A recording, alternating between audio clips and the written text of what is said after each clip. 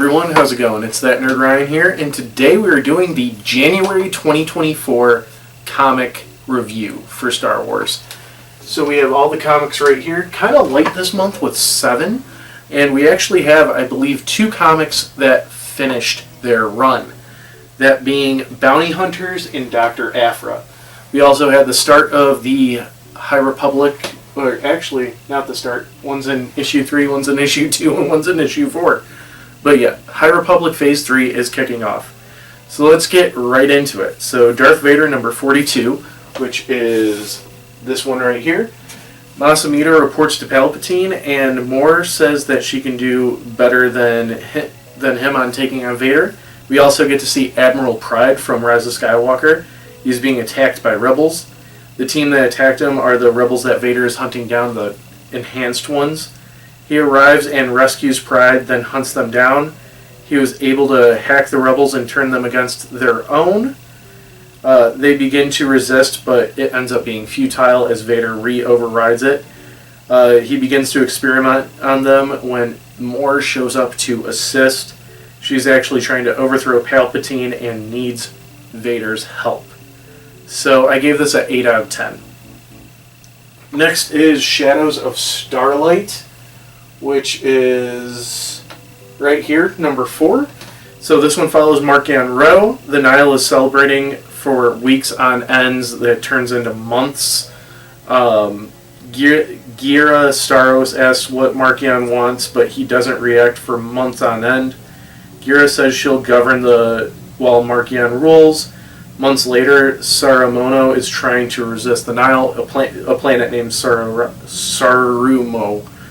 It's hard to pronounce, sorry. While the city is well defended, both sides don't want to suffer mass casualties.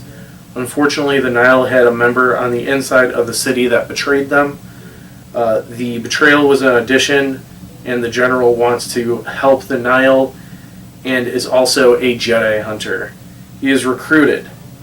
Marchion finds a scientist who has worked with the Nameless and recruits him as well, and his name is Baron Bulan, which Bulan sounds familiar from the book I'm reading right now. Yes, it is. We'll talk about that next week. It just clicked. Sorry. Marchion has created a full political stronghold now with the 3 people helping him out. I also gave that one an 8 out of 10.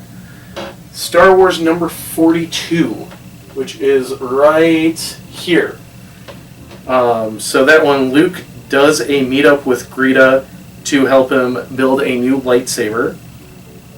He's asking her for help about the red Kuiper crystal he was given. He meets Antifreeze, who has... Sorry, that's a funny name, Antifreeze. Who has literally made my same philosophy in life. She explains how red crystals work and how they have memories of their user. Luke begins to meditate and is thrust into the crystal. He ends up surrounded by Sith and is overpowered by the lead Sith and then is imprisoned.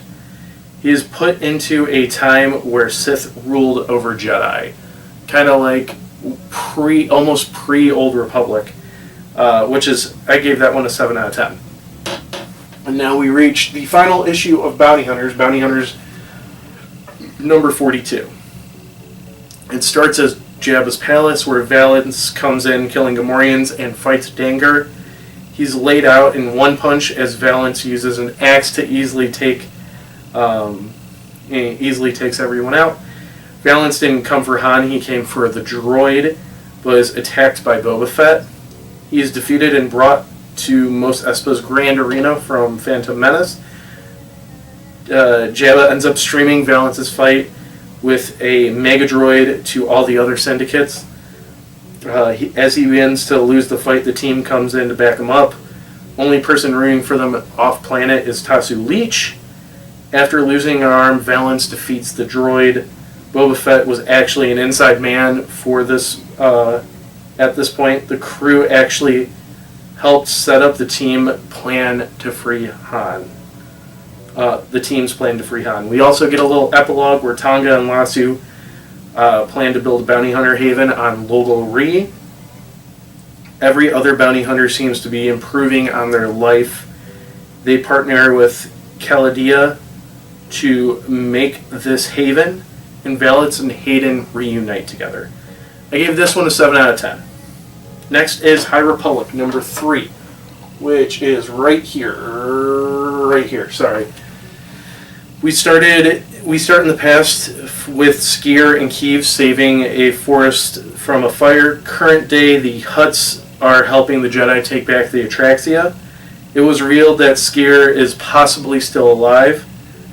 Keeve infiltrates the enemy ship and to stop Loa from getting away. Lorna loosens some cargo, which is actually slaves and hostages. Lorna ends up destroying the Hutt ship as Keeve catches up and they fight. Keeve ends up beating and stunning Laura and securing the Atraxia. The hostages are all saved as well. Keeve, Sarek, and Tarek use the ship to get past the oscillation zone. I gave that one an 8 out of 10. Then we have High Republic Adventures number 2. Lula woke up from the Battle of Starlight with no memory and stole some clothes from the Nile and ran off. She became a nomad and a survivor. Zine listens to Quart while Quart is holding off the enemy. We see Lula still has no memory. Lula currently goes by Master Tartak. She says she will leave, much to the Mickey's disgust. They escape and Lula starts getting some memories back. I gave that one a 5 out of 10. It was a really rushed issue, it felt like. But yeah. And finally, we have Dr. Aphra number 40, which is the last issue of this run. Recap of Aphra crashing. We start with a recap of Aphra crashing into the ship, or crashing the ship into a planet to save everybody. She ends up getting into an escape pod and survives the crash. She takes it for a fresh start as Sana mourns. Aphra finds a Jedi temple where she crash lands, and Magna, having a feeling that Aphra's still alive, along with Sana, sends Sana out to find her. Aphra finds a real-life physical book of Jedi texts. As she realizes that she can also make a lot of money off of this, she realizes what's the point if you don't have somebody to share it with. And right when she realized that, Sana shows up to her rescue. So with that, Aphra, Sana, and Magna start a crime spree together as the IBS, or ISB, sends Rosalind Grace after Aphra. And the last page ends with a new heist. So yeah, I gave that one a 9 out of 10. And for the first time ever, and the last time, this run of Aphra gets first spot for the month. I thought it was a great way to end the comic.